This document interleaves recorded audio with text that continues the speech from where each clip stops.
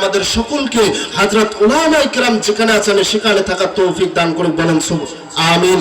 বিশেষ করে আমি এলাকার সন্তান হিসেবে আপনাদেরকে একটা মেসেজ দিতে চাই।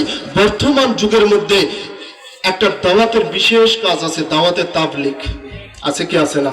দাওয়াতের তাবলীগের মধ্যে দেখবেন দুইটা দল ভাগ হয়ে গেছে, একটা হলো সাদ গ্রুপ আর একটা বলে জুবায়ের গ্রুপ। আসলে এটা জুবায়ের গ্রুপ নয়, এটা হলো উলামায়ে কেরাম গ্রুপ। আর সাদ গ্রুপ যেটা বলেন এটা হলো সাদিয়ানি গ্রুপ, মূর্খের গ্রুপ। এই সন্ত্রাস বাহিরা এই তো কয়েকদিন আগের মধ্যে রাত 3:30টার মধ্যে সেই টঙ্গীর ময়দানে আক্রমণ করে আমাদের হযরত উলামায়ে কেরাম 4 জনকে দুনিয়া থেকে বিদায় করে দিল। আর একাধিক উলামায়ে কেরামকে তারা আহত করে হাসপাতালে ভর্তি করে রেখেছেন।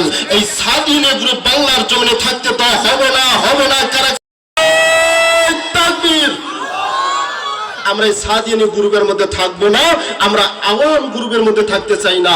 আমরা উলামায়ে কেরামের দিক নির্দেশনা অনুযায়ী আমার জীবনকে গড়াইতে চাই। আল্লাহ তাআলা আমাদের সকলকে আমল করার তৌফিক দান করুক, সকলে আল্লাহুম্মা আমিন। এই বলে আমার আলোচনা এখানেই শেষ করলাম। যদি ভুল ত্রুটি হয়ে থাকে এলাকার সন্তান হিসেবে আপনাদের কাছে ক্ষমা চাই, ক্ষমার দৃষ্টিতে তাকাবেন এবং বিশেষ করে আমার জন্য দোয়া করবেন।